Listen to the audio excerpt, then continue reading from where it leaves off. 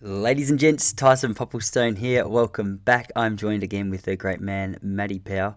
Hey, this is a subject that we've been speaking about on and off for quite a while now, and a subject that we really felt was appropriate to talk about in a little more detail, because I think a lot of us are trying to find that nice balance between getting our work done and finding some time for us to be able to rest, to be able to switch off and recover. And I think this subject of productivity is a really hot topic at the moment. So what we wanted to do, and due to popular demand, a lot of people have emailed me and asked if we could do a podcast on a topic like this, is we wanted to tap into a few simple tools, techniques, strategies and ideas that can allow us to find a nice balance between getting things done and switching off. It's more of a conversation than it is definitive answers, but I've felt as though listening back to it that a lot of the things that we mention are really, really helpful. So don't expect anything like this to be able to take shape overnight. I'm sure it's going to be a whole heap of trial and error, as it is with all of us, but there's some really good performers that we mentioned in this episode that have some super cool techniques that I think are going to help you a lot. So, hey, get your notepad and pen, and I hope this helps you a whole heap. This is Productivity with myself and Matty Powell. I'm the soul challenger, I'm the road damager. Now behold the cold and the straight magical. Cause the sky brings fires and the strong grow weary. The heroes built blood and the blast and the fury. Pray on the power and pray to your father. Cause all of the quakes in the universe resonate to your heartbeat and your faith. Hey, good looking. What up, bro? What's happening? You look like a brand new man. Thanks, bud. Just had a shower. School term's over. Portugal, here you come. Can't wait. Counting down the hours. Tomorrow, 15 hours. Literally. Oh my god. We made it. We made it.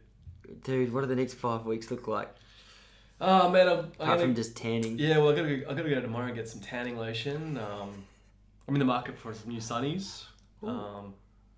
Yeah, so looking pretty good, mate. Looking pretty good. You've updated the closet. I've saved up a couple pennies for a few cold ones. Oh, I bet you have. Got my technique down pat from table to mouth. So yeah, bud, plenty of practice. You've got your new phone, your new sunnies. Well, not yet, but yeah. Look out, bloody Portugal. Yeah, thanks, mate. Oh man, that's dangerous. That's dangerous. Look, You too, mate. Straight back at you. I've had this is ridiculous. You got 4 days to go or something. Something like that. 3 days to go. 2. Who's counting? Yeah, 1.5. I've been giving crap to you guys all this year because you've been working hard and I haven't really been working. Working hard, hardly working. Hardly working. Yeah. And now it's come back to bite me a little bit because you guys are finished and I'm still rolling. Just rubbing it in. Some of us have got to do it though.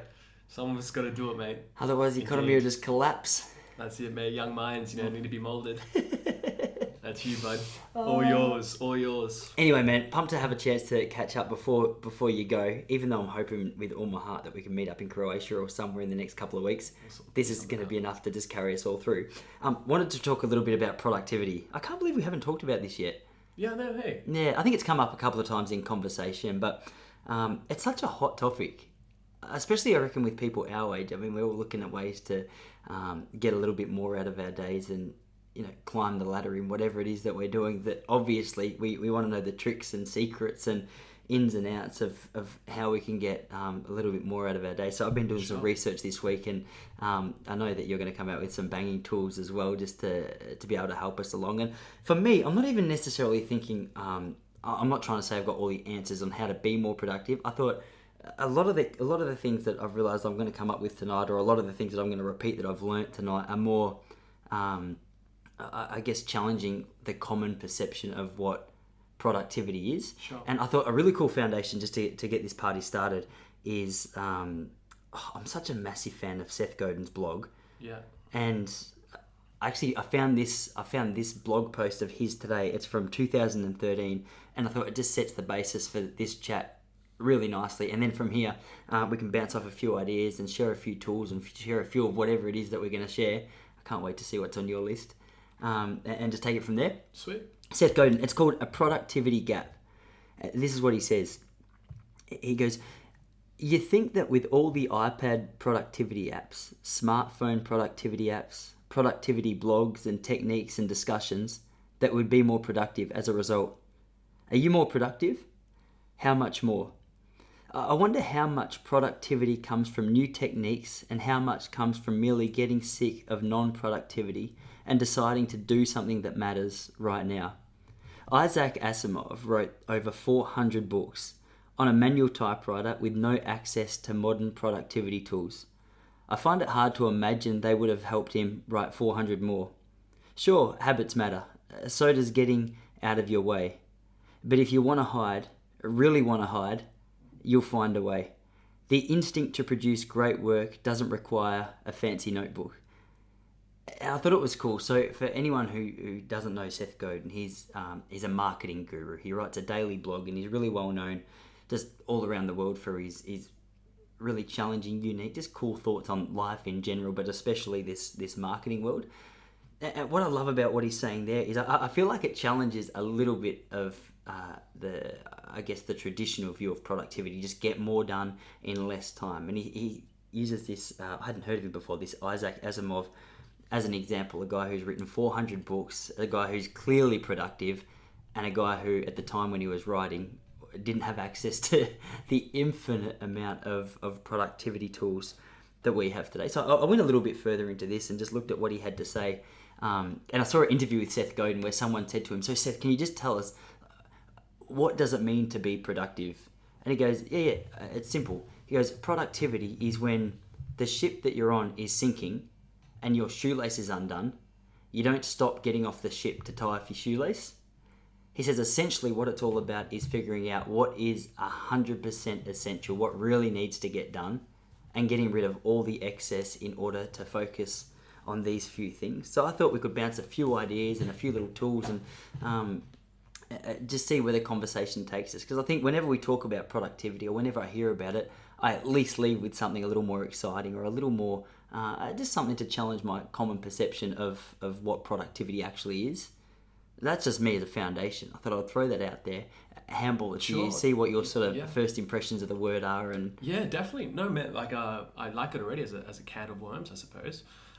It's just following with that line there, I suppose what comes straight to mind is like quality over quantity.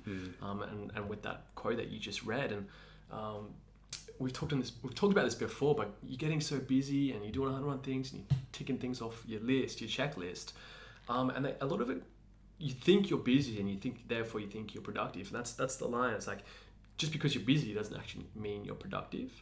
And I think there's an element of quality to being productive and to actually tapping into that deep work, as Cal Newport talks about, and sort of hitting those sort of golden hours where you're actually in the zone and you're concentrating. And man, like, when when I'm sort of maybe doing some work, or for example, I'm marking as a teacher, and I'm just not there. My phone's in one hand, I'm surfing the web, I'm listening to a podcast, and I'm marking, and it's not really deep work, like partly because it's probably not that motivating. But I think that's really nice point is hitting that quality over just sort of doing stuff for the sake of doing it. It's the same like, when going to the gym, for example, like, yeah, you can go to the gym and you probably go like 4 or 5 times a week, or go for a run. And I find this recently, I've been trying to get back in a little bit of running, and I'll go for half an hour run, but maybe not necessarily going as hard as I wanted to, or sort of, I'm sure if I just went for maybe 7 or 8 minutes and just busted my ass, it's like there's more sort of to take away from that sort of short, hard run. Yeah, I think one of the big things is as well, until I'd heard of people like Seth Godin start challenging this norm of what productivity is, if you're anything like me, I think I love that feeling of being busy. I love getting up and just feeling like I'm getting a lot into a short amount of time. So as a result, I'll get up and I'll go for a run and I'll come home and check emails and have breakfast and, like what you were saying before, do a million things at once. But I think a lot of what I'm doing, if I'm not careful, is tying my shoelace when I should be jumping off the ship. And what I mean by that is, and I'm sure everyone listening can relate to this. I mean, so much of our day is filled up with the non-essentials, with the things that it's just busy work, really, not this deep work that you referred to with Cal Newport. And I think, and people are going to be so sick of me speaking about this, but it's something that's just become so clear to me in the last maybe 6 months that I can't help preaching about it.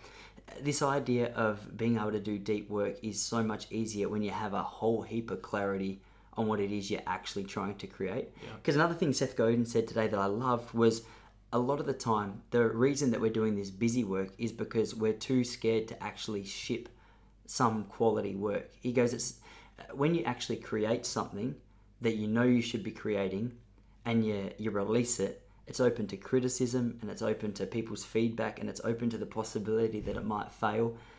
He said it's so much easier just to never quite get around to doing that essential work, because then you never actually have to face that feedback. Sure. But when you get super clear about, okay, what am I trying to create? Why am I trying to create it? And what small steps can I take or can I implement in order to get me closer to that goal? Once you get that, you start to realize more is not necessarily the answer. And I think I've told you this before, but growing up, I had a reputation of being such a disorganized kid. Like, I would just, my friends would have said I'm disorganized. My mum and dad definitely said I was disorganized. I had stuff everywhere. And like I was saying before, I like my routine to be filled. I like my routine to be completely filled up. And what I realized as I started to get older is if I just committed to less, I didn't necessarily need a fancy diary or calendar or something like that to be able to keep all my sort of commitments in order. Because when I had 4 or 5 things, it was really easy to remember.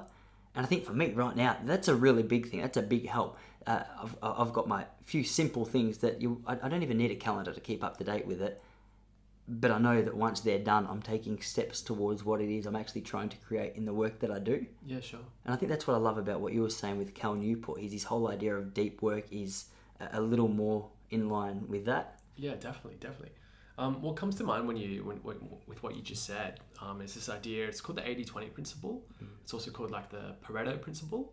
So there was this Italian, I think he was a scientist or a mathematician back in Italy a couple hundred years ago, and he just noticed that 80% of the land in Italy was owned by 20% of the people, the population. And he just kind of was thinking about it, and he went away and he kind of came up with all these studies, and he kind of realized that there's this kind of, I guess, common theme of 80-20. And it also can be applied to our productivity and our day-to-day chores. So essentially, if you just line up, let's say there's 10 things that you have on a list that you want to do today, put number 1 and 2, the most important things at the top of the list, and just focus on those 2 things, maybe 3, right? And the chances are you're motivated, you're up, whatever, you'll get those 1 or 2 most important things done. And the rest, 80% of the time, like you're not really actually going to sort of, it's not as important. Whereas for those top 2 or 3 things, you're going to put in 80% of your effort and your concentration into just achieve those 1 or 2 things. So I think that's what you're trying to maybe sort of save. Instead of focusing on 27 things in a day, 2 or 3, if not 2, and just tick them off. Yeah, the Pareto principle. Yeah, I think I've heard Tim Ferriss speak about this 20-80 principle as well. It's something that it's incredibly important. And what I also love about it is just that the process of writing it down and having your key commitments or having your key focuses on a piece of paper in front of you and out of your head. Yeah. Because when I have 100 things in my head, it makes it so hard to figure out what actually needs to get done next. And there's a book that I read a couple of years ago that I highly recommend for anyone who's struggling with productivity or just figuring out how to get their life in order, called Getting Things Done, The Art of Stress-Free Productivity. And there's a guy called David Allen. And probably my biggest takeaway from this book is what you were saying there, getting things out of your head and onto paper. And he has a process for it he calls the collection bucket. He said what a collection bucket is every single time a thought goes into your head and it's something that you need to get done. So for example, when I get home tonight, I need to buy the dog food. You might, that's in your head, and then you think, crap, I've got that report due tomorrow. I really need to start working on it. Even though, the report is maybe a little more crucial and you've got less time to work on it or whatever else, it takes up as much weight in your mind as, crap, I can't forget to get that dog food on the way home. And all of a sudden, that's 2 examples, but there might be 5 or 6 things. I've got to take the kids to cricket tonight. I've got to take my little lady out on the town tonight for a day. Before you know it, you have all these things in your head, and the possibility or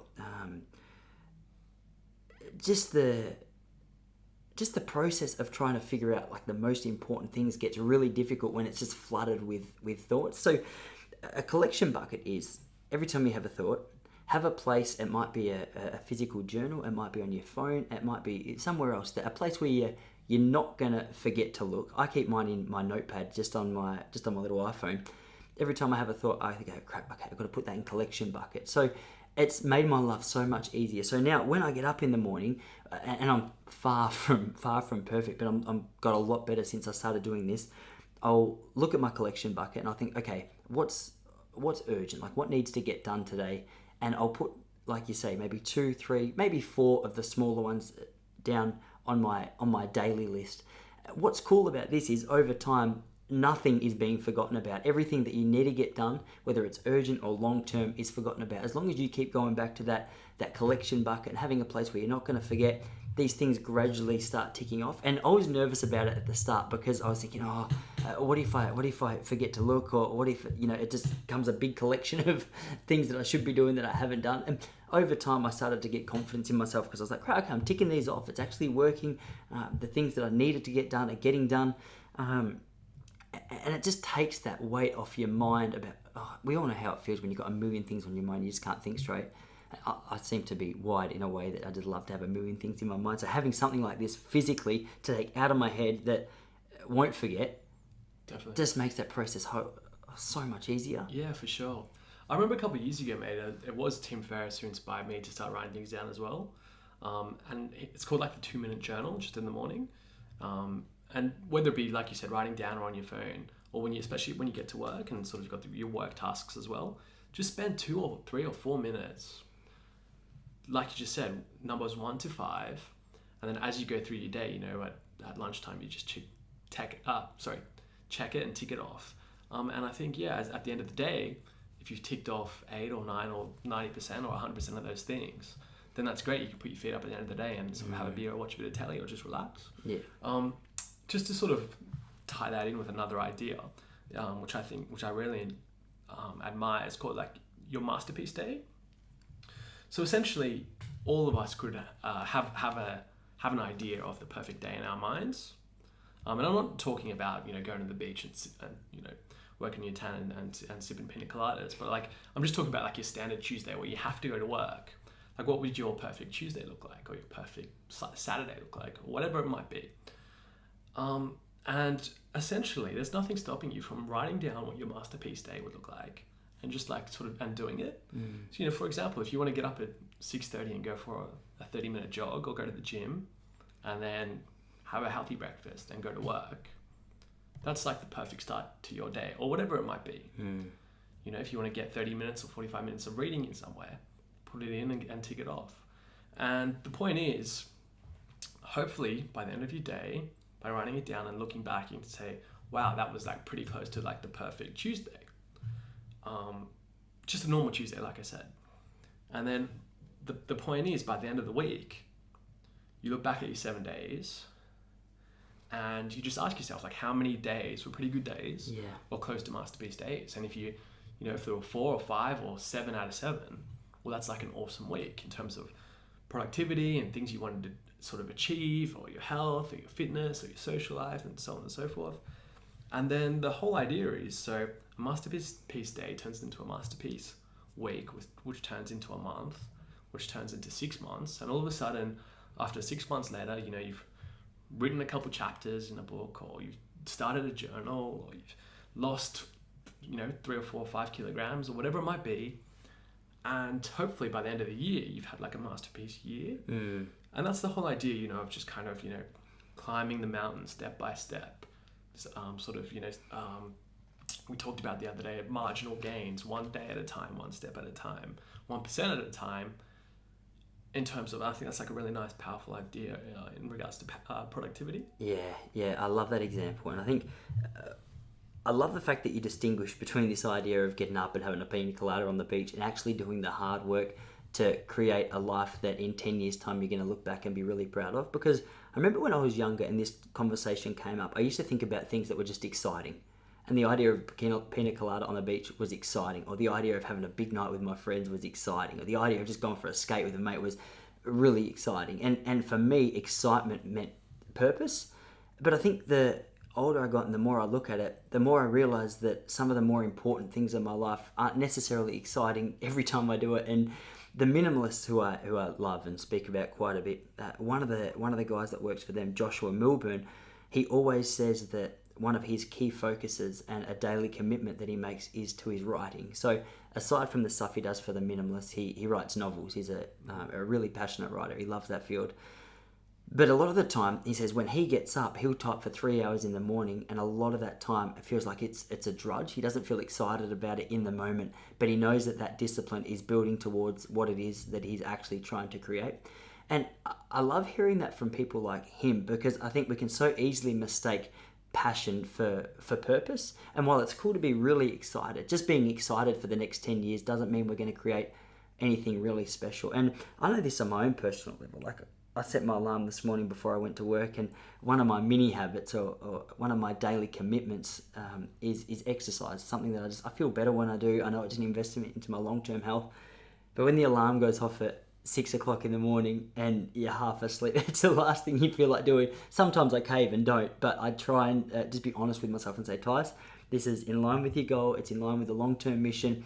And sometimes you're drudging through the drudgery. Sometimes you're doing the hard work, but other times you get out and feel good. And I know it was a great start to my day as a result, but I think a lot of people that I speak to just can never figure out, okay, well, what do I actually invest in? Like, how do I figure out, where to actually create my habits around? And a couple of weeks ago, I was listening to the original motivational speaker. Have you ever heard of a guy called Zig Ziglar?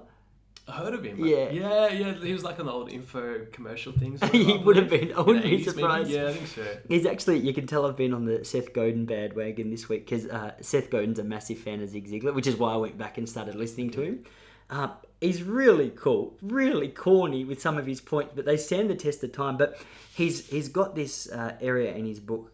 He might have been the original sort of creator of this. It's called the Zig Ziglar Wheel of Life. Yeah. And he helps break down that process of finding out, okay, what are the really important things? And this is just a cool launch pad, so I thought I'd throw a couple of these out there for people who might be struggling. And it's a really cool, I think you might have even mentioned this on the podcast before, but for anyone who missed it, he basically breaks the important parts of our life into, I think it's 7 areas. The first one's spiritual, and then family, and our health, and our mind or our intellect, our career, our finance, and then any other personal goals that we have. And when I look at that, pretty much the big core chunks of my life that I really care about cultivating and nurturing and building fit into those categories. And I think just having that in front of you can just give you clarity. And whenever you have clarity, that's power, just to give you the confidence that even on those bad days, get out there, work towards it. Doesn't have to feel good. I can guarantee, like you said, 6 months you might lose some weight and you go, it's actually heading towards where I want it to be heading. Yeah, for sure, man. I did mention that, like, in terms of the wheel of life and sort of having balance, and it's a powerful. I really like that one as well. Mm-hmm. What else you got? Did you have anything on the philosopher's notes? Because I was... Yeah, sure. I just suppose I've got a few more ideas in regards to productivity in terms of like tips, but let's just sort of roll with it. So, a really nice one, and we talked about this a few months ago, but it's this idea. It's called kryptonite control. And look, we all have our personal kryptonite. So for those who don't know, kryptonite was the green rock things that kind of took away Superman's powers and kind of led to the demise of Superman. And he couldn't handle kryptonite. And we all have our kryptonite. And, for me, it's probably being distracted by my phone, for example. It's a very simple one. Or, eating too much chocolate or whatever it is. Everyone has their own bad habits or naughty habits or whatever it is. And it's not necessarily destructive or anything, but sometimes they can be. And just identify what your kryptonite is. And really, I guess, use that motivation, that willpower to just control it. So, like I said, identify it. As a school teacher, I just see kids probably really struggle with their, social media and stuff like that, in terms of doing homework and assignments and exams and studying. And man, it's hard enough for myself, but you can just see these kids kind of studying or whatever, or going to the library, and yet they're on their phone, they're getting notifications, all sort of stuff, and it's inhibiting that ability to get into that deep work. So just be really, really objective and understand what your kryptonite is, and just put your phone on airplane mode as a really easy example. or whatever it might be your personal little vice, and just really, just kind of nail it and target it. Yeah, so today I've already said how much of a bandwagon I'm on, so I'm just going to roll with it and not apologise. The other blog that I was considering mentioning of Seth Godin's, it was an interview, and I was reading through an interview of him and a guy from Pro Blogger, and this guy, Darren Rouse from Pro Blogger, asked him, so how is it that you're so effective in getting things done throughout your day? He said, well, okay, thank you for giving me the credit for the fact that I'm good at getting things done. But he responded and said, but I'm also terrible at watching TV. And for him, that was a kryptonite. For him, that was something that he knew that if he wasn't careful, he could easily spend 2, 3, 4 plus hours every night just going through that. Or for me personally, YouTube. Right now, I click on YouTube and you just know that I've been Googling the Conor McGregor-Floyd Mayweather fight because it's all that comes up on my newsfeed. Sure. But it is really amazing, like you said, social media before, how much of our time can just go towards those things. And I know this is true because I do it myself, but you speak to people who say, I've just got no spare time in my day. But you go, hang on a second, like, how much TV do you watch? And maybe it's not TV, maybe it's something else, like you said. And I think it's really powerful. But even little things, I wrote a few tips down as well. Just, cutting TV and YouTube, or just limiting internet access. I know I'm trying to implement this rule in my own life at the moment, just where I say, Tice, during the day, you can have a 60-minute chunk of time where you can look at whatever you would need to look at online, but outside of that time, you can't touch it. Yeah. And the reason for that is I feel like this idea of getting deep work done when I'm constantly having notifications or messages or whatever it is coming through, it's just impossible to get done. And the idea of just chunking it, and there's something nice just about chunking something because you can do it clearly, you can do it with focus. And throughout the day now, I just have another tab in my phone called Internet. And whenever I think, I want to Google this, rather than just stopping whatever I'm doing and run into the computer, I'll just write that down in my phone. And at the end of the day, I might have 6 or 7 things, and then I've got that hour block just to get that done. And what's really interesting is there's not that much stuff that's essential to look at online when you do it like what I'm trying to do right now. Because, for example, a trivia question might come up in the day. I think, I have to find that out. And it's nice to know right now, but it doesn't kill you just waiting a few more hours to try and get it done. And another one, I know for anyone in the workforce, this is a big problem, emails.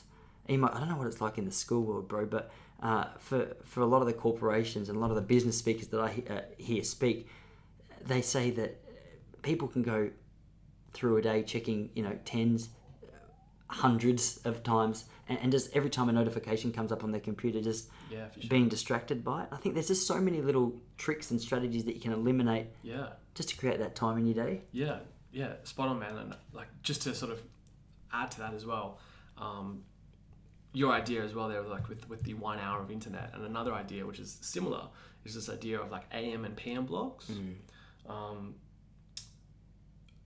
So essentially, it's the idea of in the morning, in the AM hours, focus on creative work or productive work, or whatever it might be, like your own little thing.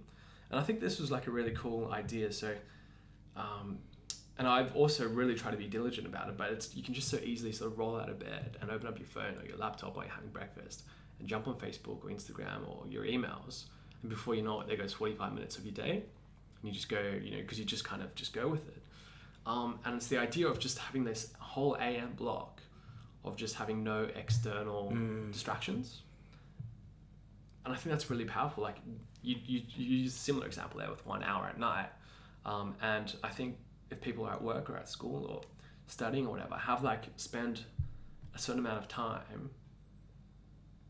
just focusing on like yourself, creative, productive hours, and having no external distractions, even phone calls or someone, distracting you or whatever it is.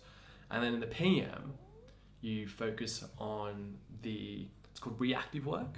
So if you have to reply to emails or call someone back or, set up your next, an appointment for the next day, that's reactive work. And you just save that for perhaps like the afternoon or just once you've done the important things first. And I think that's a nice way to look at things. If you do all the reactive things first in the beginning of your day or the beginning of your day off or whatever it is, and then all of a sudden, because you're reacting, all of a sudden, that leads to another chain reaction and another thing and another thing, and all of a sudden you're writing 6 or 7 emails you're chasing, doing all these errands, and save them, again, using the Pareto principle, 80-20, do it afterwards. Yeah, that's a great point. Actually, I think we spoke about this early in the week.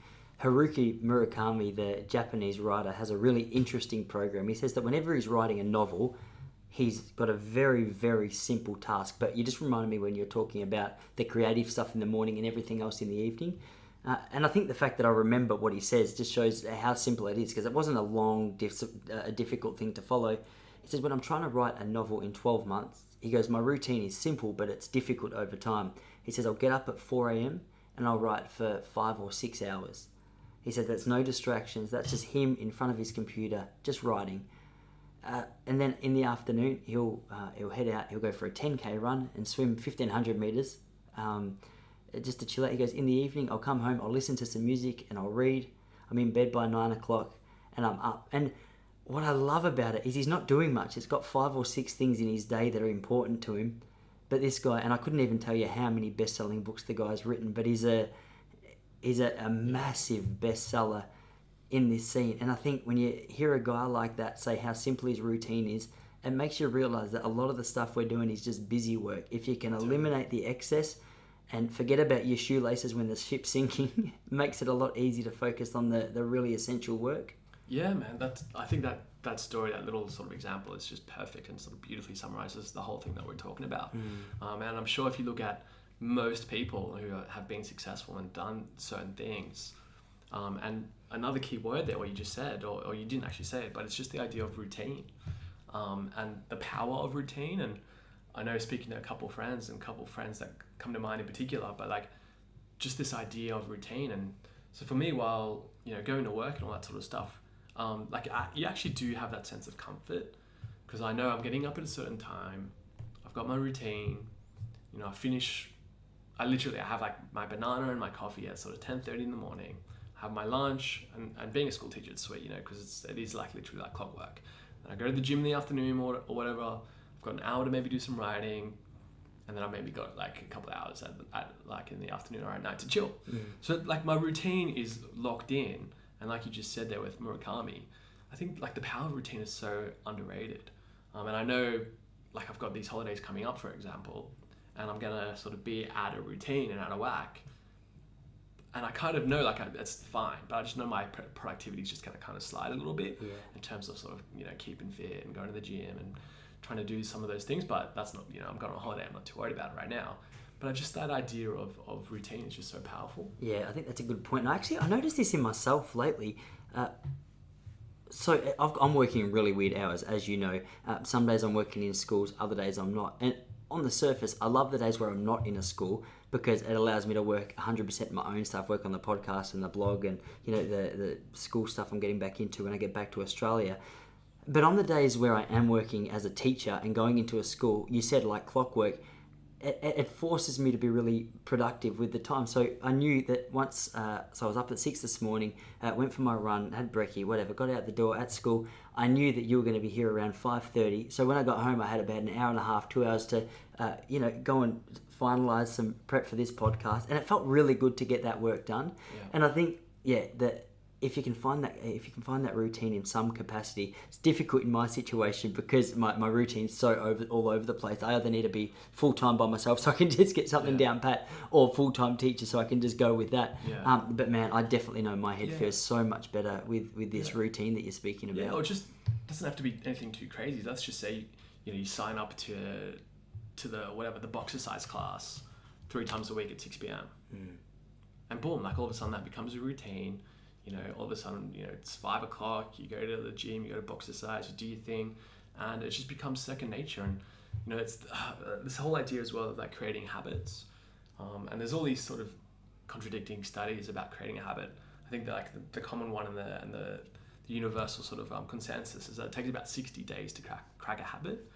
So yeah, like there are all these things that you can be mindful of. And if you can build that routine and do it for 60 days straight, 2 months, which isn't necessarily, it's a long time, but it's not like that long an amount of time. And especially if you can have some motivation or you have a friend to do it with you, all of a sudden, boom, you've created that routine, you're doing these masterpiece days, and hopefully you can be sort of a lot more productive. Yeah, well said, man. Well said. Have you got anything written down there? Because I've got a final thought, but I don't want to get in the way of any of your thoughts. Cause...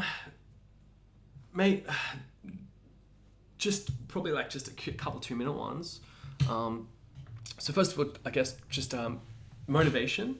And I like the idea how motivation is like a battery, and we have finite motivation levels in the day. So just be wary of that. And again, coming back to the 80-20 principle, what can I spend my motivation on today? What needs to be done first thing in the morning, while I'm awake, while I'm feeling energized? That's your motivation, because when it comes to 5 o'clock in the afternoon, your motivation wanes, you get home, you're tired, you're feeling lazy, and more often than not, sometimes we cave in to the couch or just chill out. So I really like that idea of like motivation is a battery level. And this ties in actually really nicely to the other thing I was going to say. Fundamentals in terms of eat, sleep, and health. So look, when it comes to motivation and productivity, it's no secret. Get 8 hours sleep, or 7.5 minimum, if not, more than 8 hours sleep. Just eat okay or eat right, because you're gonna wake up the next day feeling good. Yeah. Or have a healthy lunch so you can go to the gym at night, or you can do whatever you need to do and your brain's functioning properly at night to study and all that sort of stuff. If you have a can of Red Bull and a hot dog for lunch, you're gonna crash pretty soon in the afternoon, I know. And the other one was just like your body as well, like healthy body, healthy mind, and we've talked about that. That's a great point, actually. I read that. Were you referencing the Eat, Sleep, Move book? No, it was the same sort of concept. Yeah, well, you borrowed that. I borrowed that off you earlier this week, the Tom Rath book, and what you said about sleep there really stood out to me, because recently Jesse and I have been having these conversations about how much we'd love just to be able to get by on 5 or 6 hours sleep and feel great. And sure, it might be nice in theory, but the reality is that just our energy level, I guess, is a battery as well. And if we're not getting the sleep that our body actually needs, that's going to run low and affect every other area of our life. And one of the studies that Tom mentioned in that book really stood out to me. He said, I think it was, I don't know if it was 100 or over 1,000 elite performers were surveyed on their sleep habits. And each elite performer, the average over, I think it was 1,000, the average of the 1,000 elite performers' sleep was 8 hours and 38 minutes, which really stood out to me, because I know I hear people like Tony Robbins talk about how he only has 4 hours sleep, and you hear other people saying the same thing. It's almost like a bragging right to get by on no sleep these days, and I'm not saying that's what Tony's doing, but it's just an example that stood out to me. But to hear how much of an impact that sleep has on these people, I know myself, man, if I have a good night's sleep, I'm up. And even just my motivation levels, my motivation to get things done is peaking. Totally. Yeah, another study comes to mind. I can't remember it off the top of my head, but it's something like if you have, for every hour of sleep that you miss, like 6, 5, 4 hours sleep, it's the equivalent to being hungover, like to a certain amount of beers or alcohol you have. So I think if you have like 6 hours sleep, it's the equivalent to like a mild hangover the next day. Yeah, check it out. I can't remember off the top of my head, but there's studies have been done and kind of prove that there's a correlation. I tell you what, on the tube on a couple of days to work, I have felt like I've had a few drinks. Seriously, mate, if you have 4 or 5 hours sleep, you just feel horrible the next day. You do. Actually, on that, just talking about clarity and just the power of sleep, that was going to be my closing point. I think for anyone out there who feels overwhelmed with everything that's going on in their life and in their mind, and maybe some of these tools have been really helpful, you're going to go away and start to apply a few of them to your life. I'll just encourage taking a few days of quiet time. If you're about to go into a holiday, or you've got the capacity or the opportunity to just get out into nature for a couple of days and just let the dust settle, because I think obviously, like the saying suggests, when the dust settles, everything becomes a lot more clear. So if anyone's feeling like they just have no idea what their priorities and commitments and everything are, just let the dust settle, spend a bit of time reflecting, journaling, thinking what you want to create, write your eulogy and structure everything else around that. Yeah, that's a beautiful, just to add on that, mate, like my phone essentially died last week, so I didn't have my phone for a week, and it was just really nice to sort of get back to my own thoughts. And like you said, just going for a walk for an hour in the afternoon, which I'm pretty sure the vast minority of us do that now. Or when they do actually go for a walk, they have headphones in. But just go for a walk by yourself. We talked about this months ago. Go for a walk, go for around the park. I know you're a big fan of that. And just hit up that sort of get into that zone. Yeah, bro. No, really Yeah. well said, man. Young Jupiter's out there. She's throwing shadow punches. Is mate. she home? She's here. Yeah, she was throwing shadow punches out there, mate. She thought she was little Miss Mayweather. That sounds like her, and I know she's not just bluffing. There's some power in those punches, so we better wrap this up and let her in. But bro, oi, I can't wait to see you with the tan in 6 weeks' time. If not sooner, bud. Oi, Always can't a wait. pleasure. Oi, peace. See you, Enjoy.